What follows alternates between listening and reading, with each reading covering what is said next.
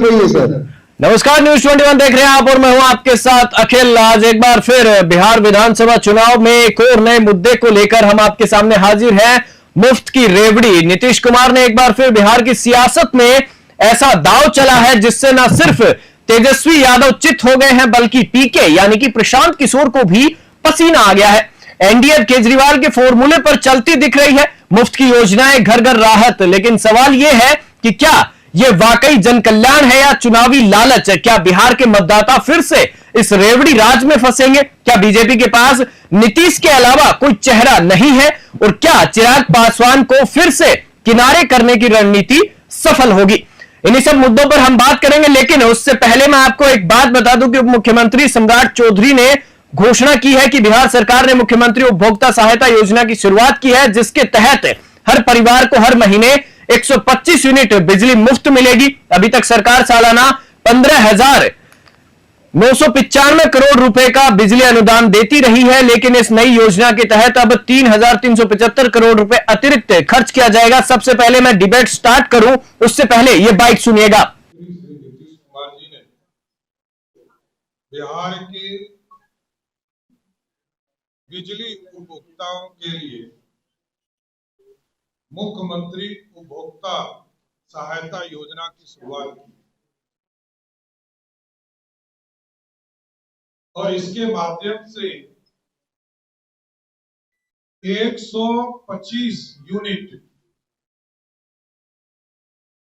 बिहार के सरकार के द्वारा 100% अनुदान देने का काम बिहार की सरकार करेगी। अभी तक लगभग 13,000 करोड़ रुपया, 15,995 करोड़ रुपया हम लोग अनुदान में देते थे और इस वित्तीय वर्ष में लगभग 3,375 करोड़ रुपया का अतिरिक्त अनुदान हम देने का काम करेंगे। और इन्हीं सब मुद्दों पर आज हम बात करेंगे। जेडीयू से मनोज लालदास, हम मन्नू और आरजेडी से चंदन कुमार सिन्हा हमारे साथ मौजूद हैं। मैं सबसे पहले तो आप दोनों का स्वागत करता हूं सर। धन्यवाद सर। धन्यवाद जी, मैं आपसे यह जानना चाहता हूं सर, सबसे पहला जो मेरा सवाल है कि जिस तरीके से बिहार में विधानसभा चुनाव होने वाले हैं और साथ ही साथ क्या मुफ्त योजनाओं का ऐलान एनडीए की मजबूरी है या मास्टर स्ट्रोक है? क्या मुफ्त की रेवड़ी बिहार की राजनीति को फिर से दिशा देगी? मैं सबसे पहले चंदन कुमार जी आपके पास आना चाहूंगा।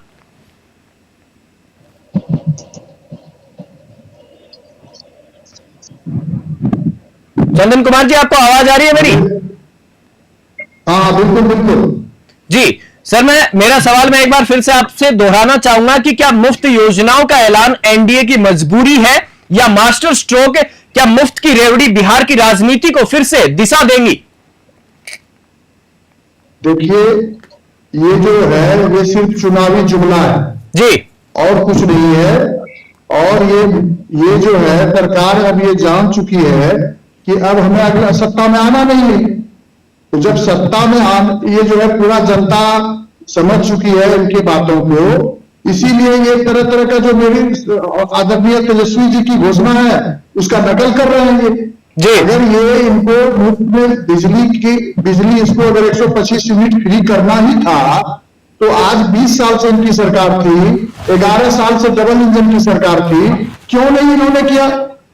आज ही चुनाव जब 2 महीना बचा उसके बाद इन्होंने जो है आज कर दिया कि हम 125 यूनिट बिजली फ्री कर दिए।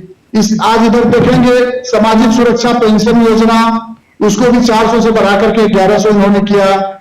फिर हम लोगों का नेता आदरणीय तेजस्वी जी ने कहा युवा आयोग के बारे में, इन्होंने फिर युवा आयोग का गठन इधर किया। ये पहले क्यों नहीं किया सरकार ने? जी, आप सिर्फ चुनावी जुमला है और कुछ नहीं। और बिजली यूनिट जो आप कह रहे हैं 125 यूनिट फ्री, आप अगर देखिए तो इन्होंने पहले कहा था हर खेत को हम पानी देंगे सिंचाई के लिए, तो वहां पर सिंचाई के लिए नलकूप है और बिजली वहां पर पहुंची ही नहीं है। आप अगर धरातल पर देखेंगे तो बिजली है ही नहीं वहां पर, पोल है ना, इंफ्रास्ट्रक्चर डेवलप इन्होंने किया है। तो किस तरह से वहां जब बिजली देगी ही नहीं तो फ्री यूनिट कहां से मिलेगा? वहां तो आज आप देखेंगे इनका, आज इनका घोषणा था 125 यूनिट बोलता, घरेलू बोलता।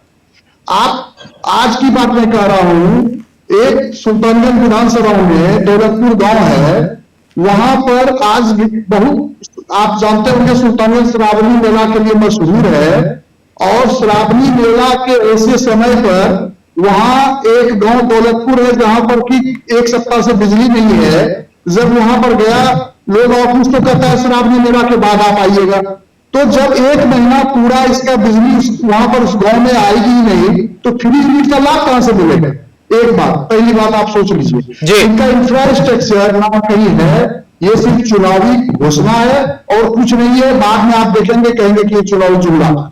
जी मनोज जी, आप इस पर क्या कहना चाहेंगे? जिस प्रकार से चंदन कुमार जी ने कहा कि ये सिर्फ एक चुनावी जुमला है, इसके अलावा ये कुछ नहीं है, किसान वर्ग है, आम आदमी है, उसको बिजली नहीं मिल रही है, जिसके बाद ये जो नीतीश कुमार सरकार है उन्होंने 125 यूनिट फ्री बिजली देने का जो वादा किया है, इसके बारे में अब आप क्या कुछ कहेंगे? क्योंकि चंदन कुमार जी ने तो इसे चुनावी जुमला बता दिया। देखिए, अब चंदन कुमार जी क्या बता रहे हैं नहीं बता रहे हैं, ये जो 2500 रुपया जो घोषणा करके फिर रहे हैं, 200 बिजली यूनिट का करके फिर रहे हैं, 2000 रुपया मासिक पेंशन का कर रहे हैं, तो ये इनके लिए चुनावी जुमला इनका नहीं है। लेकिन हम जब कर रहे हैं तो ये चुनावी जुमला है।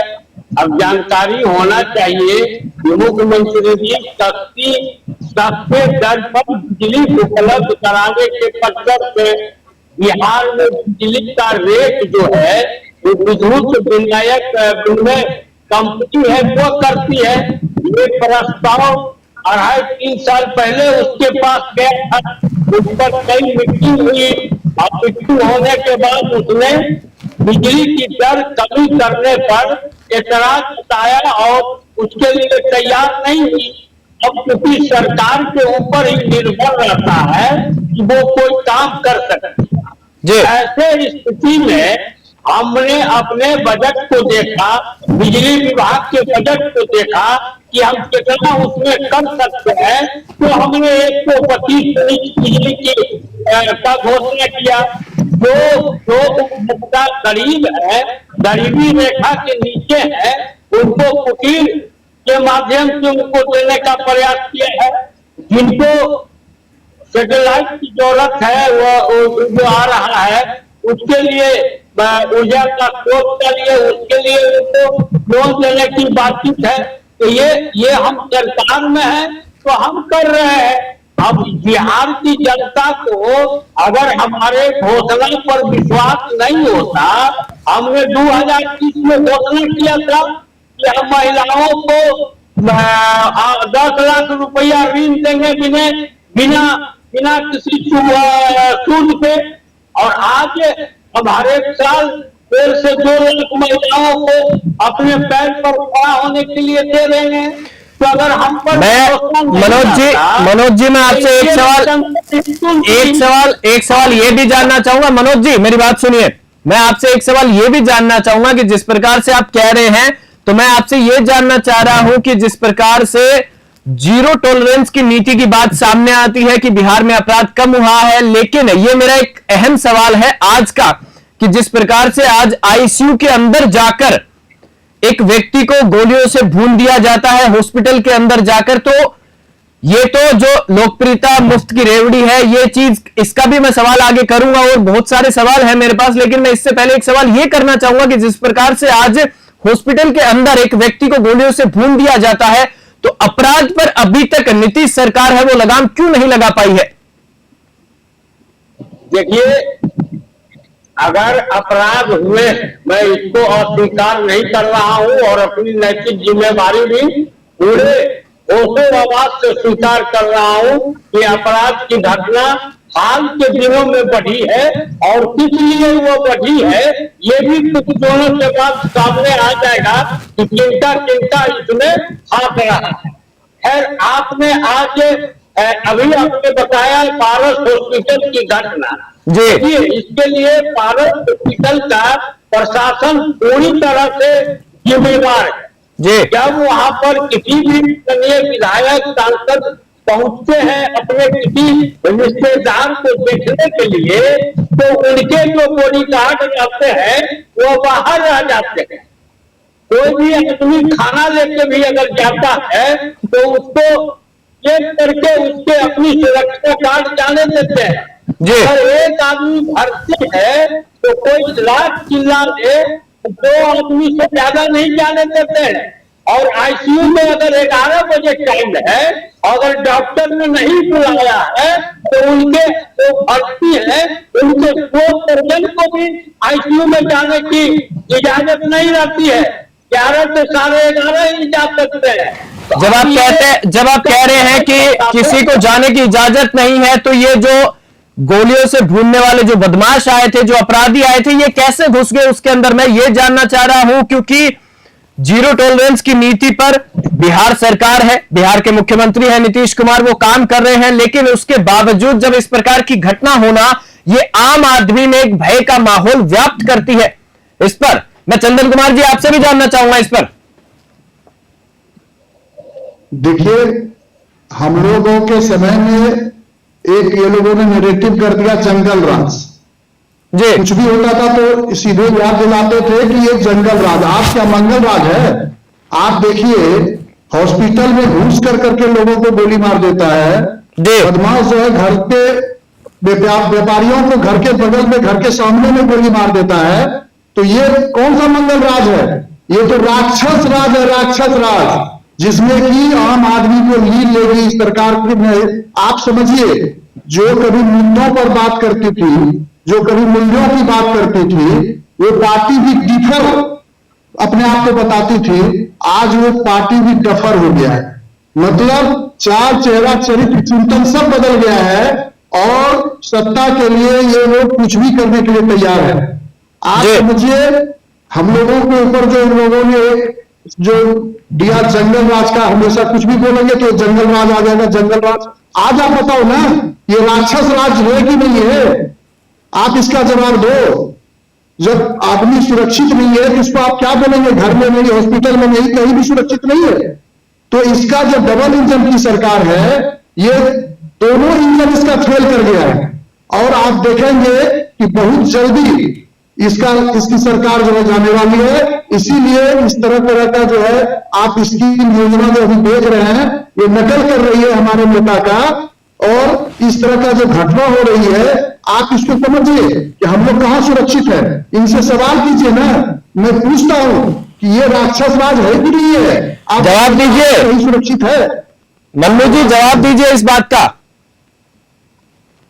मनोज जी,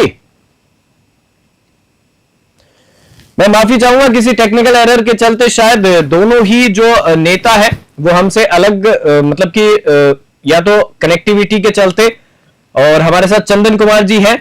तो चंदन कुमार जी, मैं आपसे एक ये सवाल ये भी जानना चाहूंगा, शायद मनोज जी किसी टेक्निकल एरर के चलते आउट हो गए हैं या फिर जो उनकी कनेक्टिविटी है वो अलग हो गई है। मैं आपसे ये भी जानना चाहूंगा कि नीतीश कुमार की लोकप्रियता कम हो रही है, क्या बीजेपी उन्हीं के भरोसे चुनाव लड़ना चाहती है? क्या बिहार के मतदाता मुफ्त की रेवड़ी से प्रभावित होंगे या बेरोजगारी, शिक्षा जैसे मुद्दों पर इस बार वोट देंगे? देखिए, मुख्य रूप से सरकार पूरा फेल्योर है जी। सब तंत्र इसका फेल्योर हो गया है। और ये जो है भारतीय जनता पार्टी हो गया है, ये भारतीय जनता पार्टी रही नहीं। सिर्फ शब्द भोज के अलावा और कुछ नहीं है जी। यहां सिर्फ शब्द भोज परोसे जा रहे हैं जनता के बीच। और इस बार जनता मन बना ली है कि हमने सरकार को बदलना है, और ये इसको एहसास हो गया है। इसीलिए ये तरह तरह का जो है रेवड़ी बांटना शुरू कर दिए हैं।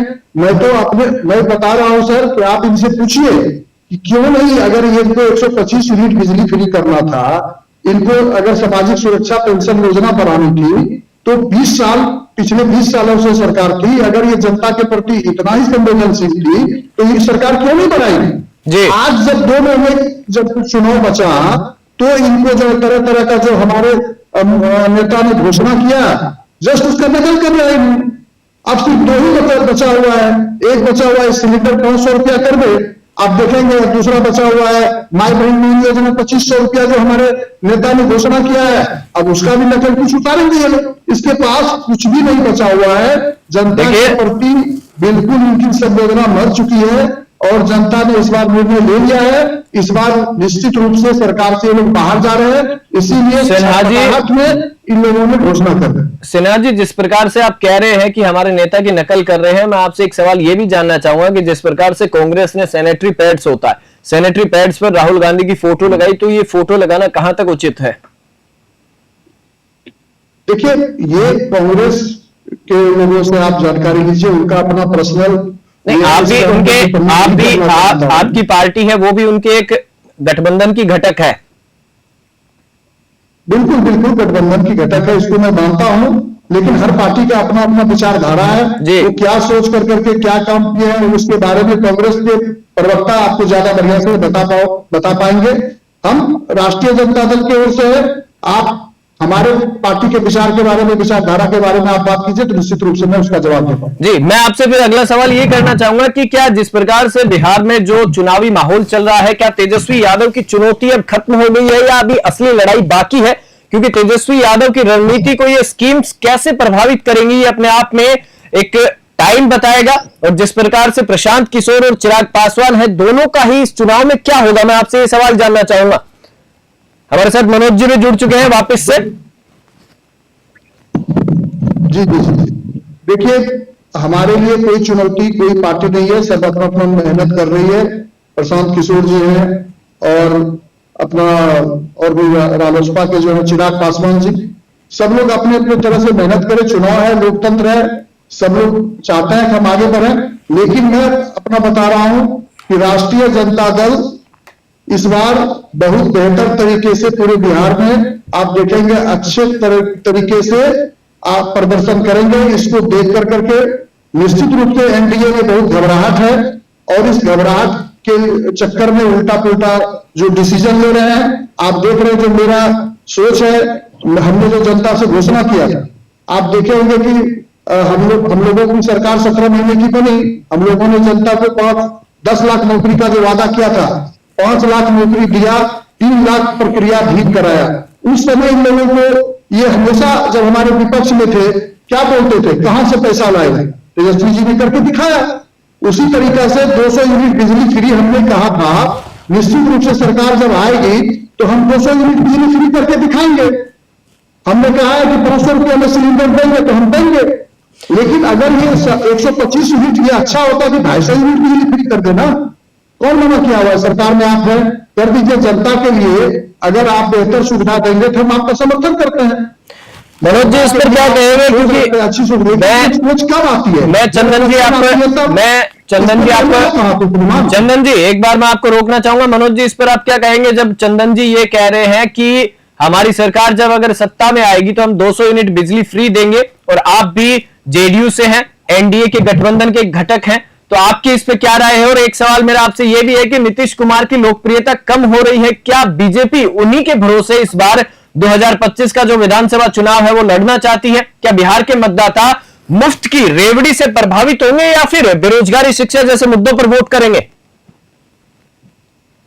देखिए, कोई मुफ्त की रेवड़ी नहीं है जी, ये सब पहले ही से प्रस्ताव है जिसको कि लागू किया जा रहा है। दूसरी बात यह है कि इनकी सरकार किनके नेतृत्व में बनेगी, कौन होंगे इनके मुख्यमंत्री, इनके गठबंधन? सबसे बिल्कुल सबसे बड़ा सवाल है ये आपका। साथी ने तो कहा ही नहीं कि हमारे ये होंगे, तो पहले ये चुनाव लड़ ले, उसके बाद देखेंगे कि कौन मुख्यमंत्री होंगे। हमारे यहाँ तो कोई भी गठबंधन के साथी है तो सभी ने कहा है कि नीतीश कुमार के नेतृत्व में चुनाव लड़ेंगे, उनके यहाँ तो कोई नहीं कहा है। दूसरी बात की बीच में मेरा नेटवर्क चला गया तो चंदन जी कह रहे थे कि कुछ होता था तो हमारे राज्य में तो जंगल राज ये लोग कहते थे। गलत बात बोल रहे हैं, हम लोगों ने कभी जंगल राज नहीं कहा था। माननीय पटना हाईकोर्ट ने जंगल राज कहा था। उस समय कहा था कि जब एक विधायक की, इनके पार्टी के विधायक की हत्या उनके घर में हो जाती है और 1 महीना 1.5 महीना तक उसके अपराधी गिरफ्तार नहीं होते हैं। जंगल राज तब कहा था कि इनके पार्टी के विधायक के बेटा एक दलित आईएएस के पत्नी के साथ बरसों बलात्कार करते हैं, कोई मुकदमा नहीं होता है। हमारे ही शासनकाल में ये हुआ, ये भूल गए, ये अकलियत की बात करते हैं। इनके शासनकाल में भागलपुर में मुसलमानों को कंदमूल की तरह काट दिया गया था और उसके आरोपी जो यादव जी थे, जिसको बाद में हाई कोर्ट ने उम्र कैद की सजा दी, लोअर कोर्ट ने, उसको इन्होंने सोनपुर मेला में सम्मानित करने का काम किया था। आज भी लोग मीठा भारती के शादी को नहीं भूल सकते हैं। तो पटना के सारे गाड़ी वाले के यहाँ से गाड़ी सीज कर लिया गया था। लालू जी के जो 2 अनुमान थे, सुभाष यादव और साधु यादव, आज भी सिंधी गौतम के बलात्कार के बाद हत्या की घटना को कोई भूल नहीं सकता है। हम तो ये आपको कहते हैं कि अगर कोई घटना घटा है, इस चुनौती को हमने लिया है। मैं मनोज जी आपसे पकड़ के जेल में पूछने का काम। मनोज जी मेरी बात सुनिए। मनोज जी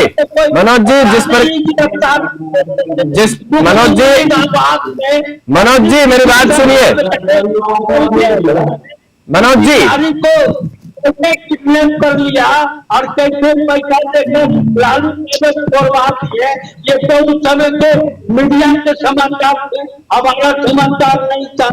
इसलिए मैं कह रहा हूँ कि आज की घटना हो या पहले की घटना हो, अपराधी पकड़ने नहीं वाले हैं। 24 घंटा के भीतर पाताल में भी छुपे होंगे तो उनको उठा कर लेकर हम आ जाएंगे। इसीलिए इस पर क्या कहेंगे चंदन जी, आप क्या कहेंगे? मेरे समय पर नहीं होना चाहिए। इनके मंत्री को एक ट्रक ड्राइवर के जो पीछे थे, पूरा लोग याद कर रहा है। आज तो लालू यादव की ताकत हुई कि ललित यादव पर कोई कार्रवाई कर सकता है, इसीलिए वो सब नहीं है। मैं स्वीकार करता हूँ कि हत्या हाल के दिनों में हुई है, लेकिन ये भी बहुत चैलेंज के साथ कहता हूँ कि कोई हत्यारा ऐसा नहीं है कि जो बचा है। जो भी बचे हैं 24 घंटे के भीतर जेल के कचीचों के अंदर है। क्या कहेंगे चंदन जी इस पर, जिस प्रकार से मनोज लालदास जी ये कह रहे हैं कि हम 24 घंटे के अंदर जो हॉस्पिटल के अंदर घटना हुई, उस घटना के आरोपियों को हमारी जो पुलिस है, हमारी सरकार है, वो उनको पकड़ कर लाएगी। इस पर आप क्या कुछ कहेंगे? क्योंकि मुफ्त की रेवड़ियों की तो बात हम कर ही रहे हैं। नहीं, मनोज जी अभी बोल रहे थे पहले नेतृत्व के बारे में कि इनका नेतृत्व कौन करेगा, हमारे पार्टी का नेतृत्व। इस सर्वविदित है, राष्ट्रीय जनता दल की तरफ से मुख्यमंत्री का चेहरा तेजस्वी यादव हैं। आप भाई एक पार्टी का भी गलत चंदन जी गलत मत बोलिए। मैंने आपके बीच में नहीं रोका। आप इस चीज का ध्यान रखें। मनोज जी, मैंने आपको बीच में डिस्टर्ब किया क्या? में जब आप हर पार्टी का कर्तव्य होता है कि एक मुख्यमंत्री चुना, 5 दल है तो 5 मुख्यमंत्री चुनाएगा क्या? कोई आदमी तो आपको मनोज जी एक बार चंदन जी की बात सुनिए। उन्होंने आपको नहीं रोका। मनोज जी मेरी बात सुनिए आप। मनोज जी आपने जो भी बोला मैंने सुना ना। मनोज जी एक बार इनकी बात सुनिए।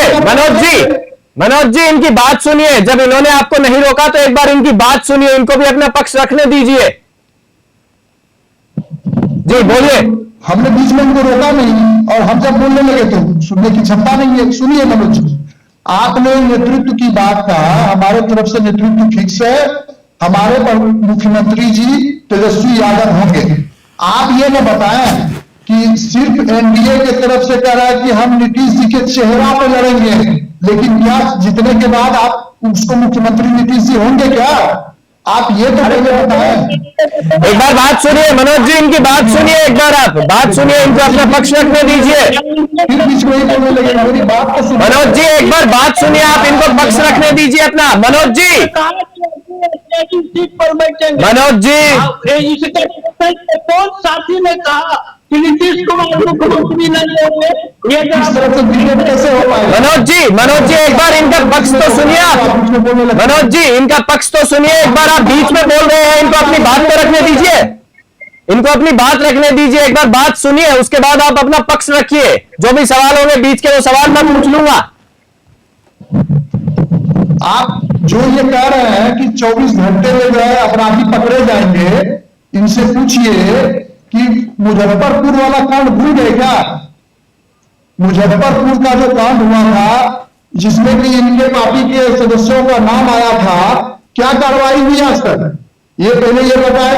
और अभी तक जितनी भी घटना हुई है, इसमें जो आप दिखा रहे हैं इनकाउंटर ये कर दिए, ये सारा फर्जी तरीके से इन लोगों का काम है नीपा पोती कर देना। कोई भी घटना होगी उसका नीपा पोती करना में इन लोगों का मकसद हो गया है, क्योंकि ये समझ चुके हैं कि अब हमारे हाथ से सत्ता जाने वाली है, इसलिए इन लोगों का नीपा पोती और कुछ नहीं है। कोई 24 घंटे के अंदर आप देख लेंगे। मैं चुनौती देता हूं इनको, आप 5 आदमी एक हॉस्पिटल में घुस करके और एक आदमी का हत्या कर देता है, 24 घंटा के बाद आप मनोज जी जवाब देंगे कि क्या आप अपराधी पकड़ लिए? अगर मैं चुनौती देता हूं, पकड़ के आप दिखाएं। और इस तरह की घटना आज तक इतिहास में कभी नहीं हुआ, जो घटना आज बिहार में इनके शासनकाल में हुआ है। बताइए मनोज जी, इसका जवाब दीजिए। जिस प्रकार से आपने ये कहा था कि 24 घंटे के अंदर पुलिस है वो अपराधियों को पकड़ लेगी, और आपको चुनौती दे रहे हैं चंदन कुमार जी की अगर आप 24 घंटे में नहीं पकड़ पाए तो आप क्या कर लोगे आगे? तो हम इनको चुनौती देते हैं, अगर सही में ये किसी राजनीतिक दल के कार्यकर्ता है, अगर कल 24 घंटे तक गिरफ्तार नहीं होता है तो हम राजनीति करना छोड़ देंगे, और नहीं तो ये राजनीति करने छोड़ने की घोषणा कर दे ये। बताइए चंदन कुमार जी, ये राजनीति छोड़ने की बात कह रहे हैं, अगर 24 घंटे में अगर अपराधी नहीं पकड़े जाते हैं तो इन्होंने बहुत बड़ी घोषणा की है न्यूज 21 पर कि अगर अपराधी नहीं पकड़े जाते हैं तो मैं राजनीति छोड़ दूंगा। बताइए क्या आप इस चुनौती को स्वीकार करते हैं? अपराधी गिरफ्तार है, केवल उसका कुछ देर के बाद खुलासा होगा। इनको जरा पूछ लीजिए ना, इनको जानकारी भी है कि इनके विधायक अशोक सिंह के हत्याकांड हो गया था, घर में 7 बजे शाम में घुस के गोली मार दिया था, उसके अपराधी कब गिरफ्तार हुए है इनको पता। बताइए चंदन कुमार जी, जवाब दीजिए। सतपाल मलिक की डीएसपी की हत्या हुई थी, एक एसपी की हत्या हुई थी, उसके एसपी इनके शासनकाल में उसके अपराधी पर गिरफ्तार हुए। और किस बेहाया से ये लोग बोलते हैं हमारे पास सबूत था, इनके राष्ट्रीय अध्यक्ष को जेल भेजा, हमारे पास सबूत था इनके पूर्व मुख्यमंत्री या उप मुख्यमंत्री कौन कहा को बेल पर रखा है, बेल पर इनके पास सबूत है, तो ये क्यों नहीं कोर्ट में गए कि मुजफ्फरपुर कांड में ये लोग शामिल है ताकत। हमको चुनौती देते हैं आज भी कि इनको ताकत है तो कोर्ट में जाए, लेकिन जाने वाले नहीं है। 24 घंटा का इंतजार कीजिए। बताइए मनोज जी, चंदन जी जो कह रहे हैं वो सुनिए, उस पर गौर कीजिए, गौर फरमाइए। मनोज जी, जिसका राष्ट्रीय अध्यक्ष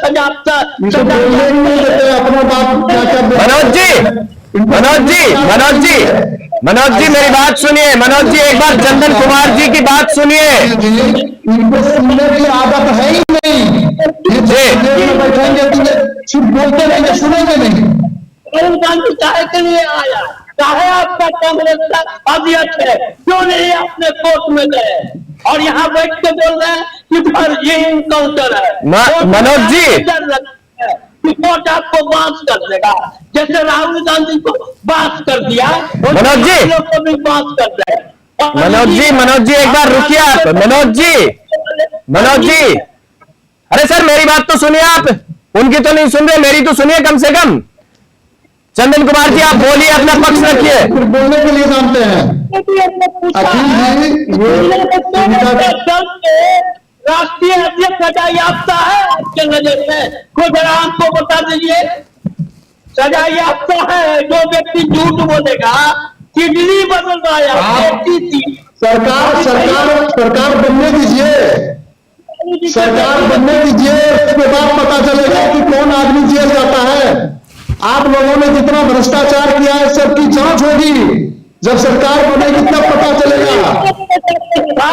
अरे टुल्लू पर पानी लीजिए, अरे आप ये सोच लीजिए ना कि 3 साल में 3 बार।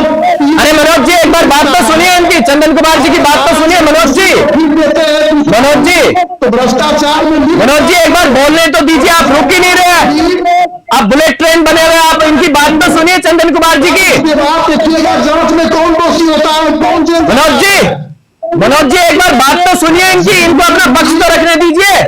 चुनौती है राहुल गांधी को तो कोई मामले में लेकर कोर्ट में जाए, आपके प्रदेश अध्यक्ष कोर्ट में जाए, हाई हिम्मत नहीं चाहिएगा। अब समझ रहे हैं मनोज जी आप एक मिनट रुकिए तो सही, आप बात तो सुनिए सामने वाले की। संस्थान है। अरे सर आप बात तो सुनिए। कोर्ट में ले जा सकते हैं और सरकार बनने दीजिए। आप लोगों ने जितना भ्रष्टाचार किया है सबका एक करके पर्दाफाश होगा कि जिन लोगों को ब्लैक लिस्ट करना चाहिए उसी आदमी को, उसी कंपनी को फिर से भागलपुर का पूल आपने बनने दे दिया, जो 3 साल में 3 बार पूल गिरा आपके राज में। आपको पता कर लीजिए। और उसी को आपने और लार्सन टुकड़ो, मनोज जी लार्सन टुकड़ो जैसी कंपनी को आपने बिहार से भगा करके और ऐसी कंपनी को आपने भागलपुर का पुल का निर्माण करने दिया जो ऑलरेडी 3 बार पुल गिरा चुका है 3 साल में। लोगों का एक बार घर गिर जाए तो उसको नहीं मिलता है दूसरा घर बनाने, और आपकी सरकार में 3 बार पुल गिरा दिया, उसको फिर तोहफे में भागलपुर का पुल दे दिया। आपने जो भ्रष्टाचार किया है, आप सरकार से बदलेगी तब आपको समझ में आएगा। समर्पित का चंदन कुमार जी मनोज जी मैं आप दोनों से कल फिर रूबरू होगा इसी मुद्दे पर। जिस प्रकार से मनोज जी ने यह कहा है मुफ्त की रेवड़ी वाला तो मुद्दा है वो हम कल फिर रखेंगे, लेकिन पहले जो मनोज कुमार जी ने न्यूज 21 पर यह घोषणा की है कि 24 घंटे के अंदर अपराधी पकड़े जाएंगे, अगर नहीं पकड़े गए तो मैं राजनीति छोड़ दूंगा। इसी मुद्दे पर कल मैं फिर आप दोनों से रूबरू होगा और फिर जानूंगा कि अपराधी पकड़े गए हैं नहीं पकड़े गए, उसके बाद हम आगे की बात करेंगे। क्यों चंदन कुमार जी? धन्यवाद जी मैं आप दोनों का बहुत बहुत धन्यवाद करता हूं। और जिस प्रकार से मनोज जी ने यह कहा कि मैं राजनीति छोड़ दूंगा, क्योंकि एक न्यूज चैनल पर इस प्रकार से आप कह रहे हैं कि मैं राजनीति छोड़ दूंगा, तो यह आपके करियर की भी बात है। यह तो आने वाला कल बताएगा 24 घंटे का। और फिलहाल के लिए मैं आपको बता दूं कि क्या नीतीश कुमार फिर से एनडीए के संकट मोचक साबित होंगे? क्या मुफ्त की योजनाएं सियासत के टॉनिक है या नशा? बिहार का मतदाता ज्यादा समझदार है, वो वादे सुनता है मगर अब हिसाब भी मांगता है। जनता फैसला करेगी रेवड़ी चाहिए या रोजगार। बिहार चुनाव 2025 की यह लड़ाई सिर्फ सीटों की नहीं सोच की भी है। और कल फिर हाजिर होंगे एक और नए मुद्दे के साथ, और इसी मुद्दे पर एक बार फिर से आपसे रूबरू होंगे, बातचीत करेंगे। जिस प्रकार से मनोज लाल दास मन्नू ने यह कहा कि अगर 24 घंटे के अंदर अपराधी नहीं पकड़े जाते हैं तो मैं राजनीति छोड़ दूंगा। फिलहाल के लिए इतना ही। नमस्कार, जय हिंद।